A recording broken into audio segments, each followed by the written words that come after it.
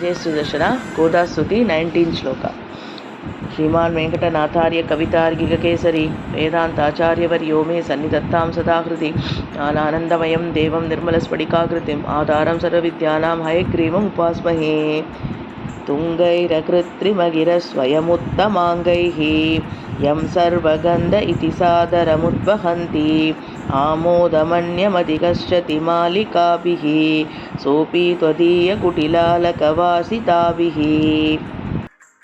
இதை சொல்கிறார்.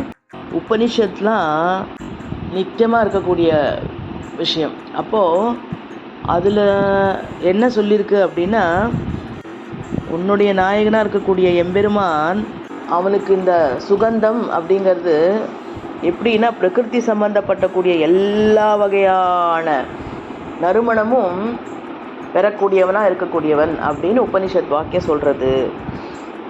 அதை ஆதாரத்தோடு பேசுறது வேற, புகழ்ந்து பேசுறது. வேதம்ன்றது ஆதாரத்தோட எம்பெருமானுடைய சுகந்தத்தை பற்றி பேசுறது.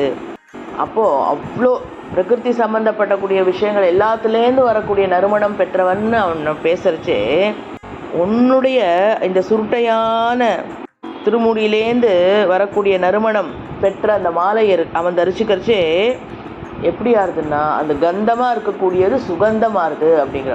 அந்த கேர்லி ஹேரில் நீ சூடிக்கலைந்த அந்த மாலையில் வரக்கூடிய அந்த நறுமணம் இருக்கு இல்லையா, அது எப்படின்னா அந்த ஃப்ராக்ரன்ஸ் இஸ் அன்கம்பேரபிள்ங்கிற. எம்பெருமான் அந்த மாலையை தரிசிக்கிறச்சே அவனுடைய அந்த ஃப்ராக்ரன்ஸுங்கிறது கம்ப்ளீட்டாக இருக்குங்கிற. அப்போ எப்பேற்பட்ட கிரேட்னஸ் உன்னுடைய மாலைக்கு அப்படின்றார். இத்தனை பெருமை கொண்டதான் கோதா பிராட்டி சூடி கலைந்த மாலை அப்படின்னு சொல்கிறார்.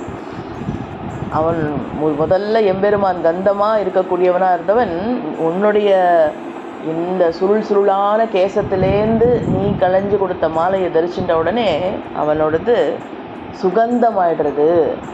பிராட்டியினுடைய மாலையை அரங்கன் எப்படி பெருமையாக சாத்திண்டு அதனால் எப்படி அவனுடைய ஃப்ராக்ரன்ஸ் கம்ப்ளீட் ஆகுது அப்படிங்கிறத சுவாமி தேசிகன் சொல்கிறார். மேலே என்ன சொல்கிறான்றதை அடுத்த பாசுரத்தில் பார்ப்போம்.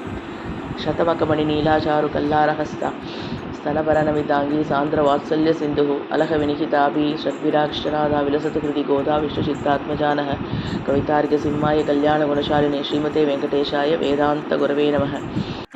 ஆண்டாள் திருவடிகளே சரணம். ரங்கமன்னார் திருவடிகளே சரணம். தூப்புள் நிகமாந்த மகாதேசிகன் திருவடிகளே சரணம்.